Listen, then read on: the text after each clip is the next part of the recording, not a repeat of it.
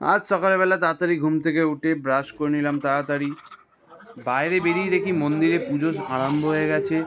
মন্দিরের ভেতরে যেতেই দেখি আমার বোন পুজো দিচ্ছে।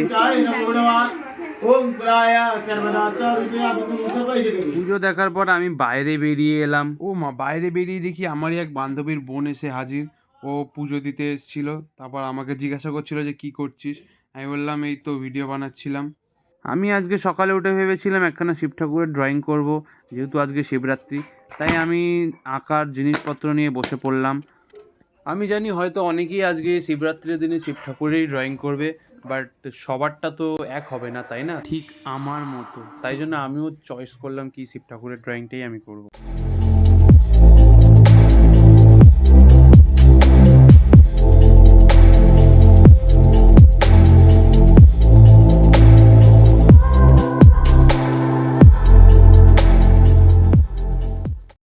তো ড্রয়িংটা আমার প্রায় কমপ্লিটই হয়ে এসছে।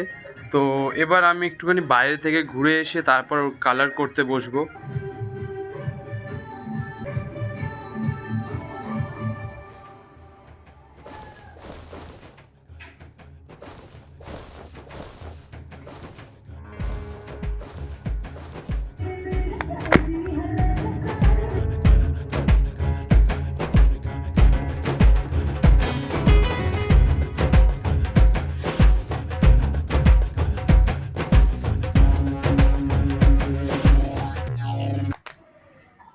অনেক জায়গা থেকে ঘুরে ঘাড়ে আসার পর এবার ফাইনালি আমি কালারটা স্টার্ট করব।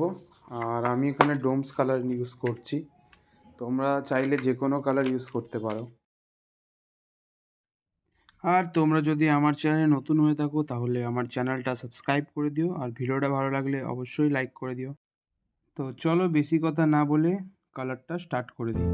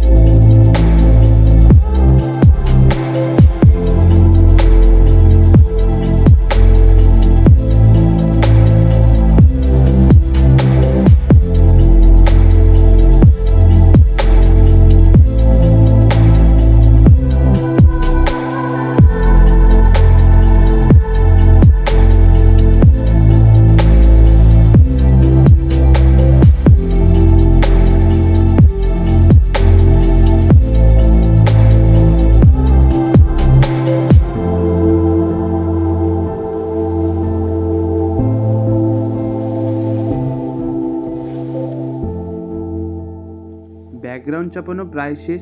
এবার আমি সাবজেক্টকে কালার করব। তো চলো কালার করি। এখানে আমি ডাইরেক্ট ব্ল্যাক কালারই ইউজ করছি। গ্লাস মার্কারটা ব্লেন্ড করার সময় ইউজ করব, ঠিক ব্রহ্মাস্ত্র হিসেবে।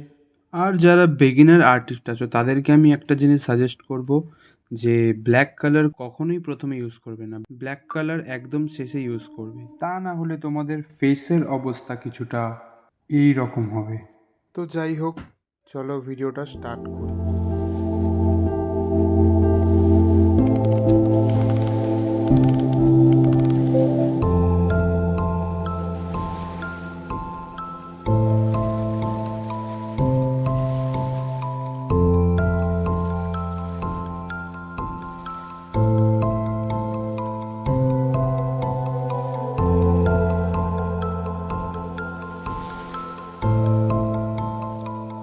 বাকি ভিডিওটা আমি নেক্সট পার্টে দিয়ে দেবো, কারণ তোমরা জানো যে এত বড় ভিডিও করলে তোমাদেরও দেখতে ইচ্ছে করবে না।